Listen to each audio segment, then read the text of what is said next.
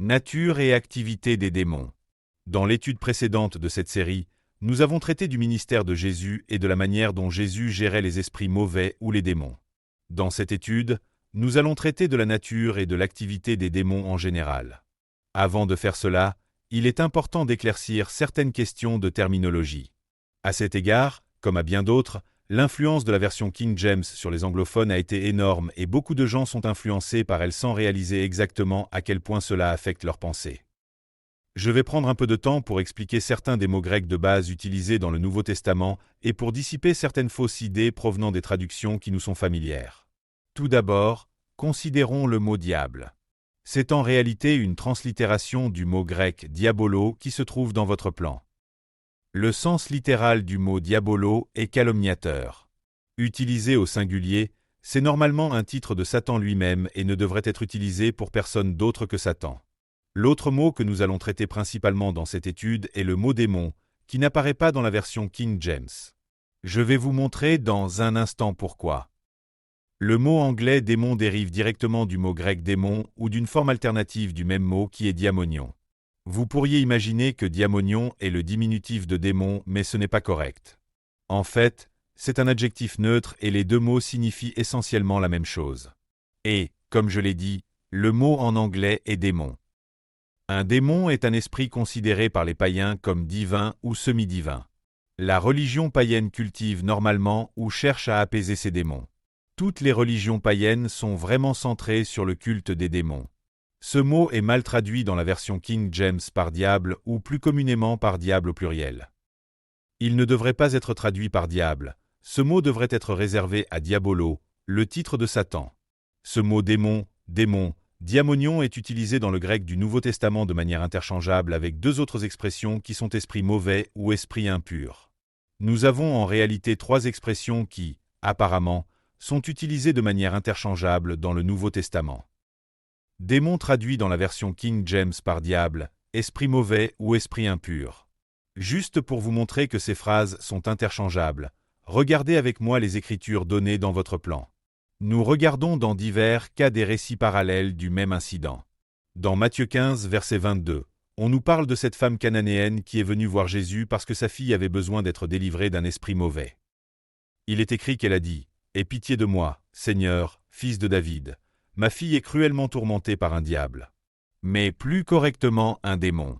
Dans Marc 7, verset 25, l'auteur de l'évangile de Marc dit à propos de la même femme dans le même incident, car une certaine femme, dont la jeune fille avait un esprit impur, a entendu parler de lui, et est venue se jeter à ses pieds. Là où Matthieu dit démon, Marc dit esprit impur, et ils font référence à la même chose.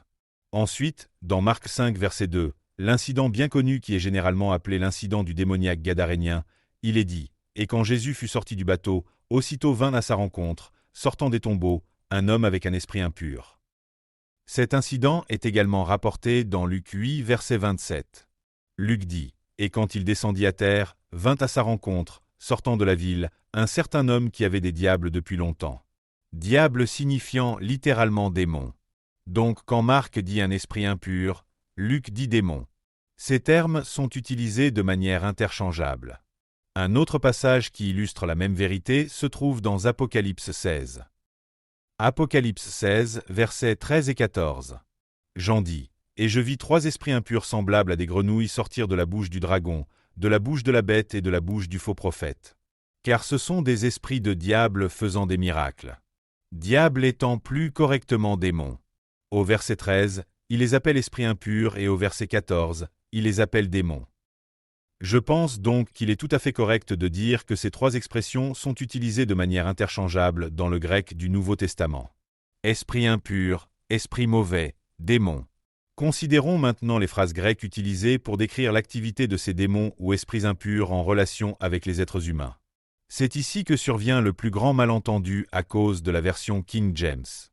Il y a, en fait, trois phrases alternatives utilisées dans le grec du Nouveau Testament pour décrire le fait qu'une personne est d'une manière ou d'une autre troublée ou tourmentée par un esprit mauvais ou un démon. La première phrase, qui est très courante, est avoir un esprit impur ou un esprit mauvais. Nous regarderons les divers passages donnés dans votre plan où cela se trouve. Nous allons les parcourir rapidement, sans nous attarder sur aucun d'eux. Matthieu 11, verset 18. Jésus dit, Jean le Baptiste est venu ne mangeant ni ne buvant, et ils disent, il a un diable, ou il a un démon. Donc Jean le Baptiste a été accusé d'avoir un démon par les gens de son époque. Ensuite, dans Marc 7, verset 25, nous venons juste de regarder cela, mais nous pourrions le regarder à nouveau un instant. Il s'agit de la femme syrophénicienne. Marc 7, verset 25. Une certaine femme dont la jeune fille avait un esprit impur.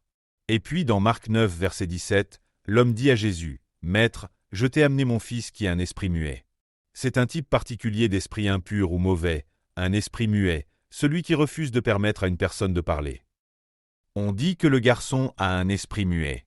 Ensuite, nous allons à Luc 4, verset 33. Il est dit, dans la synagogue, il y avait un homme qui avait un esprit d'un diable impur ou d'un démon impur. Là encore, nous voyons dans ce verset qu'un esprit impur et un démon sont utilisés de manière interchangeable ou ensemble. On dit que cet homme avait un esprit d'un démon impur. Dans Luc 8, verset 27, un passage que nous avons déjà regardé, il y avait un homme qui avait des diables ou démons depuis longtemps. Dans Luc 13, verset 11, nous lisons, « Voici, il y avait une femme qui avait un esprit d'infirmité depuis 18 ans. Elle était courbée et ne pouvait nullement se redresser. Cette femme avait un esprit d'infirmité, une faiblesse physique qui l'empêchait de redresser sa colonne vertébrale, ce que nous appellerions, je suppose, une courbure vertébrale. Dans le Nouveau Testament, c'est attribué à un esprit d'infirmité que la femme avait. Dans l'Évangile de Jean, il y a un bon nombre de passages où cette phrase « avoir un démon ou un esprit impur » est utilisée. Jean 7, verset 20. Le peuple répondit et dit à Jésus, « Tu as un diable, ou tu as un démon. » Ils l'ont accusé d'avoir un démon. Dans Jean 8, la phrase apparaît plusieurs fois. Verset 48. Les Juifs dirent à Jésus, « N'avons-nous pas raison de dire que tu es un Samaritain et que tu as un démon ?» Jésus répondit et dit, « Je n'ai pas de démon. » Au verset 52 du même chapitre, alors les Juifs lui dirent, « Maintenant nous savons que tu as un démon. » Et dans Jean 10, versets 20 et 21, beaucoup d'entre eux disaient, « Il a un démon et il est fou. » Remarquez, être fou est plus ou moins assimilé à avoir un démon. D'autres disaient, « Ce ne sont pas les paroles de quelqu'un qui a un démon. Un démon peut-il ouvrir les yeux des aveugles ?» Nous voyons donc que cette phrase « avoir un démon » est très couramment utilisée dans le Nouveau Testament. La deuxième phrase, qui est étroitement parallèle, est être dans un esprit impur ou mauvais. Cela n'a guère de sens en anglais et dans la version King James, la préposition dans est traduite par avec. Mais, en réalité, le sens littéral est dans. Regardons deux passages dans l'Évangile de Marc où cela se produit. Marc 1 verset 23. Il y avait dans leur synagogue un homme avec un esprit impur. Le grec dit dans un esprit impur. Et il s'écria, disant, laisse-nous tranquilles. Et ainsi de suite. Dans Marc 5 verset 2, il est dit, quand il sortit du bateau, aussitôt vint à sa rencontre, sortant des tombeaux, un homme avec un esprit impur. Le grec dit dans un esprit impur. Je dirais que l'anglais moderne le plus proche serait être sous l'influence d'un esprit impur. En d'autres termes, cet homme n'était pas toujours sous l'influence de cet esprit, mais par moments cet esprit se manifestait à travers lui, et cela est exprimé dans le grec du Nouveau Testament en disant qu'il était dans un esprit impur. Dans l'Ancien Testament, il est dit des faux prophètes qu'ils prophétisaient dans Baal. En d'autres termes, ils prophétisaient dans l'esprit de Baal et non dans l'esprit de Dieu.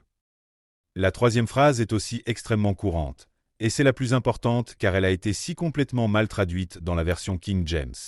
C'est un verbe en grec démonisomé qui pourrait très bien être rendu en anglais par être démonisé. C'est la traduction la plus proche possible.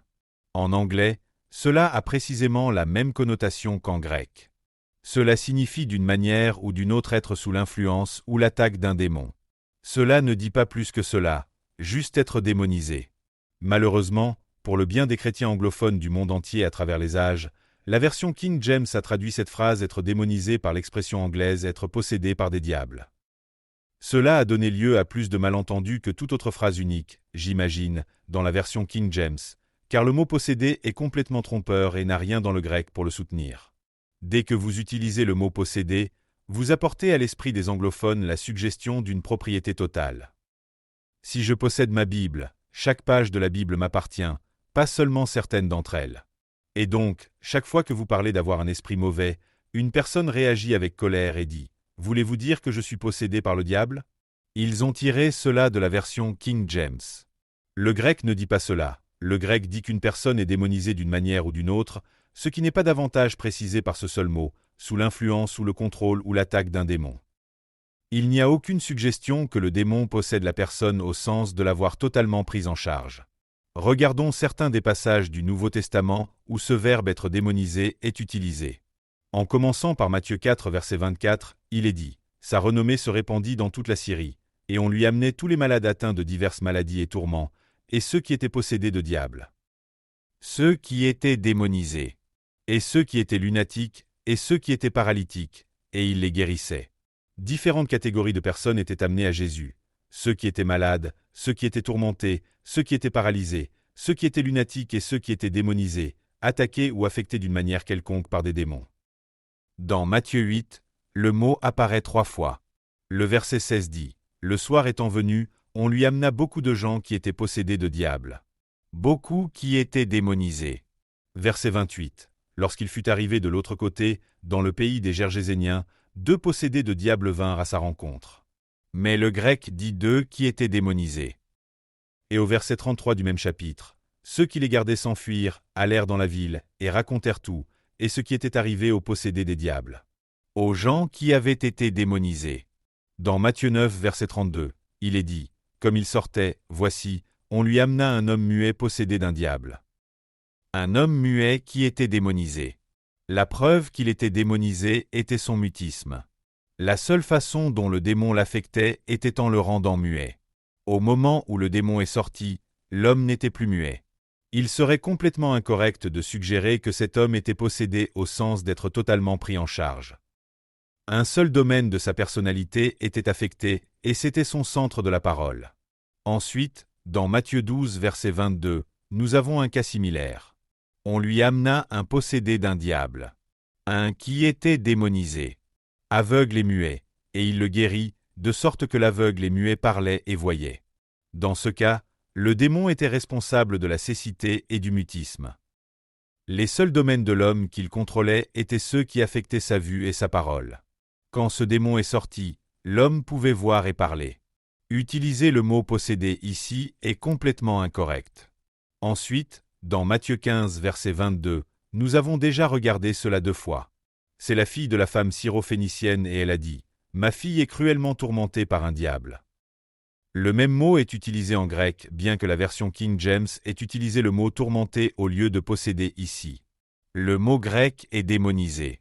Ensuite, dans Marc 1, verset 32, il est dit « Le soir, après le coucher du soleil, on lui amena tous les malades et ceux qui étaient possédés de diables. » Ceux qui étaient démonisés. Et dans Marc 5, versets 15, 16 et 18, dans le récit du démoniaque gadarénien, nous avons la phrase utilisée 3 fois. Je ne crois pas qu'il soit vraiment nécessaire de les lire, car c'est juste une répétition de ce que nous avons vu auparavant. Dans Luc 8, verset 36, qui fait également référence au démoniaque gadarénien, nous avons la même phrase. Ceux aussi qui l'avaient vu leur racontèrent comment celui qui était possédé des diables avait été guéri. Celui qui avait été démonisé avait été guéri. Soit dit en passant, le mot grec utilisé pour la guérison ici est le mot grec pour le salut. Il a été sauvé. Une partie du salut est la délivrance des esprits mauvais. Ici, nous voyons ces faits. Tout d'abord, qu'il y a probablement 3 expressions différentes utilisées pour décrire ces personnes ou entités. Démon, esprit impur, esprit mauvais. Parfois, ils sont spécifiés plus précisément, par exemple, un esprit d'infirmité ou un esprit muet. La deuxième phrase utilisée est un esprit impur et la troisième phrase utilisée est un esprit mauvais. Le langage utilisé en rapport avec ceci est avoir un esprit impur ou être dans un esprit impur, c'est-à-dire sous l'influence d'un esprit impur, ou être démonisé, être d'une certaine manière affecté par un démon. Ayant éclairci, je l'espère, bien que je n'en sois pas absolument sûr, certains des malentendus créés par la version King James, continuons et considérons la nature et l'activité des démons. Ce que je vais dire maintenant, je crois que c'est vrai. Une partie est directement soutenue par les Écritures, une partie vient par déduction. Je veux que vous soyez très clairs sur le fait que si vous n'êtes pas d'accord avec mes déductions, ce n'est pas grave. J'ai consacré beaucoup de temps et de réflexion à cela, et j'ai étudié les Écritures très attentivement. Je suis tout à fait convaincu que ce que je dis est correct. Les démons sont des esprits sans corps. Vous pourriez dire si vous vouliez, des esprits désincarnés, mais cela impliquerait qu'ils ont eu un corps autrefois. Je crois qu'ils ont eu un corps autrefois, mais c'est une supposition ou une déduction qui devrait être traitée séparément. Nous devons faire la distinction entre les anges et les démons. Pour autant que je comprenne, ils sont complètement distincts et j'aimerais vous donner 3 points par lesquels nous pouvons les distinguer. Tout d'abord, les anges ont des ailes et ils volent. Regardez dans Daniel 9, verset 21. Daniel a eu une visite d'un ange, l'ange Gabriel. Il est d'ailleurs aussi appelé un homme. Il est dit là dans Daniel 9, verset 21, oui, tandis que je parlais dans la prière, l'homme Gabriel, que j'avais vu dans la vision au commencement, volant avec rapidité, me toucha vers le temps de l'offrande du soir. La Bible dépeint la plupart des êtres célestes comme ayant des ailes. Les anges, les chérubins et les séraphins sont tous dépeints comme ayant des ailes étant capables de voler. Il y a diverses références dans les Écritures à leur vol. Maintenant, tournez vers Matthieu 12 et vous verrez que les esprits mauvais apparemment ne volent pas. Je crois que c'est correct. Matthieu 12, verset 43, Jésus dit, « Lorsque l'esprit impur est sorti d'un homme, il va dans des lieux arides, cherchant du repos. Il n'y a aucune suggestion qu'il ait un autre moyen de transport que la marche. Deuxièmement, ils ont des lieux d'habitation différents. Les anges sont chez eux, ils habitent normalement les lieux célestes. Il y a beaucoup d'écritures à cet effet, nous en regarderons juste 3. Éphésiens 6, verset 12. Car nous n'avons pas à lutter contre la chair et le sang, mais contre les dominations, contre les autorités, contre les princes des ténèbres de ce monde, contre les esprits méchants dans les lieux célestes. Je comprends que cela fait référence au royaume angélique de Satan dans les lieux célestes. Toutes les personnes mentionnées sont angéliques. Dans Jude le verset 6, et au cas où quelqu'un aurait du mal à localiser Jude, c'est juste le dernier avant l'Apocalypse. Jude verset 6, l'auteur dit, « Et les anges qui n'ont pas gardé leur dignité ou leur premier domaine de domination, mais qui ont abandonné leur propre demeure, Dieu les a réservés dans des chaînes éternelles sous les ténèbres. » Ces anges qui ont quitté les lieux célestes et sont descendus sur terre, et je crois que les Écritures ailleurs indiquent clairement qu'ils sont venus pour cohabiter avec des femmes humaines, sont l'exception.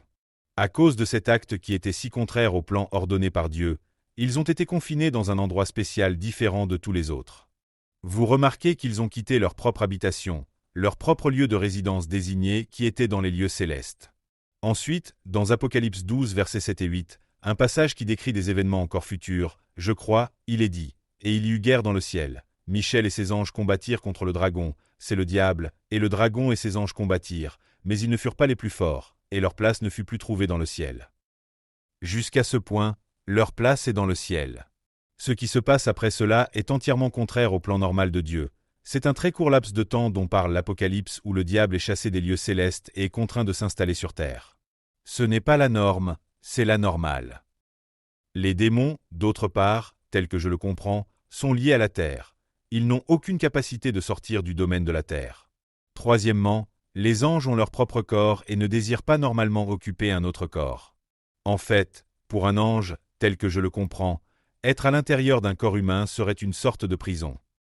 D'autre part, les démons, s'ils ont une caractéristique évidente, c'est celle-ci. Ils ont une envie intense d'entrer et d'habiter dans un corps, de préférence celui d'un être humain, mais en dernier recours plutôt celui d'un cochon que d'être sans corps ou habité. Pour confirmer cela, regardons un instant dans Matthieu 12, versets 43 à 45. Jésus parle et il dit, « Lorsque l'esprit impur est sorti d'un homme, il va dans des lieux arides, cherchant du repos, et il n'en trouve point. Alors il dit, « Je retournerai dans ma maison d'où je suis sorti. » Par l'expression « ma maison », il désigne le corps de la personne dans laquelle il vivait. Nous voyons qu'il ne peut pas trouver de repos en dehors d'un corps. Il erre jusqu'à ce qu'il soit capable d'entrer dans un corps. Si possible, il retournera au corps qu'il a quitté. Sinon, il doit chercher un autre corps. Il considère le corps qu'il habite comme sa maison, son lieu d'habitation. La première fois que j'ai eu une confrontation vraiment dramatique avec une femme en matière de délivrance, le premier esprit mauvais auquel j'ai ordonné de sortir, qui était l'esprit de haine, m'a répondu d'une voix très rebelle et hargneuse et a dit « Je ne sors pas. C'est ma maison. J'ai vécu ici 35 ans et je ne sors pas. » Jésus n'utilise pas du tout de langage figuré quand il dit que l'esprit mauvais dit « Je retournerai dans ma maison. » Dans Marc 5, l'incident du démoniaque gadarénien, nous voyons aussi ce désir intense de la part des esprits mauvais de ne pas être laissés sans corps. Il supplie Jésus et il est dit dans Marc 5, verset 10. « Et lui, l'homme en qui étaient les esprits mauvais, le suppliait beaucoup de ne pas les envoyer hors du pays. C'est vraiment une révélation remarquable. Il y avait là, près des montagnes, un grand troupeau de pourceaux qui paissaient. Et tous les démons supplièrent Jésus, disant, « Envoie-nous dans ces pourceaux, afin que nous entrions en eux. » Et aussitôt Jésus le leur permit. Ils ne pouvaient pas supporter la pensée d'être sans une sorte de corps où habiter.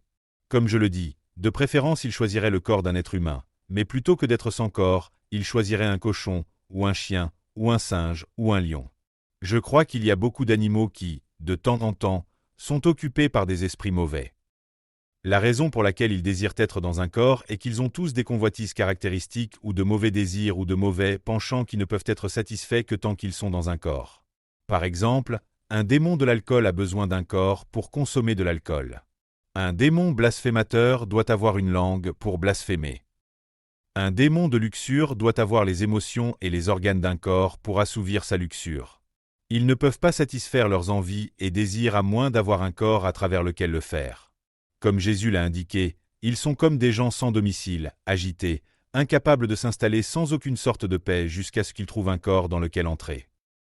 Cela nous met face au fait que chacun de nous est entouré de hordes invisibles d'esprits mauvais qui aimeraient beaucoup être à l'intérieur de chacun de nous. Nous ne pouvons pas changer cette situation. La seule chose que nous pouvons faire est de nous assurer qu'ils n'entrent pas. Cela fait partie du conflit chrétien total dans lequel nous sommes impliqués et la situation principale ne peut pas être changée. Jésus, comme je l'ai souligné dans mon étude précédente, mais je le répète, n'a pas jeté les esprits mauvais dans l'abîme ou en enfer. Il les a simplement fait quitter le corps qu'ils occupaient avec l'implication qu'ils seraient libres d'entrer dans le prochain corps dans lequel ils pourraient entrer. Et comme c'était alors, il en est de même maintenant. La prochaine chose importante à propos des démons est qu'ils ont toutes les marques de la personnalité. Ce sont des personnes. Dans la plupart des cas, vous ne traiterez pas efficacement les esprits mauvais tant que vous ne réaliserez pas que vous avez affaire à une personne. Mon problème particulier qui m'a tourmenté pendant des années était le problème de la dépression. J'ai essayé tous les moyens auxquels je pouvais penser pour le traiter comme une chose, une attitude psychologique, une condition mentale, peu importe comment vous voulez l'appeler. Je n'arrivais à rien. Un jour, en lisant l'Écriture et en regardant dans Ésaïe 61 verset 3, j'ai lu l'expression « l'esprit de lourdeur ». À ce moment-là, par un éclair de révélation, j'ai vu que mon problème n'était pas une attitude mentale, pas une condition psychologique, pas une fixation ou quel que soit le langage que vous aimez utiliser. C'était une personne qui me tourmentait délibérément. Quand j'ai réalisé que j'avais affaire à une personne, j'avais fait environ 80% du chemin vers la victoire immédiatement. Jusqu'à ce moment-là, en traitant avec cet ennemi, j'étais, comme dit Paul, quelqu'un qui bat l'air. J'étais comme un boxeur aux yeux bandés, essayant de frapper un ennemi qui pouvait me voir et pouvait toujours éviter mes coups. Je ne savais pas à quoi j'avais affaire. Vous trouverez tout au long du ministère de Jésus qu'il traitait invariablement les démons comme des personnes. Il leur parlait et il parlait d'eux dans la catégorie des personnes. Regardons cela un instant et justifions-le par les Écritures. Il existe divers attributs ou marques reconnues de la personnalité. Pour autant que je sache, les démons possèdent chacun d'eux. Le premier est la volonté. Nous avons déjà vu dans Matthieu 12, verset 43 et suivant qu'un démon a une volonté forte.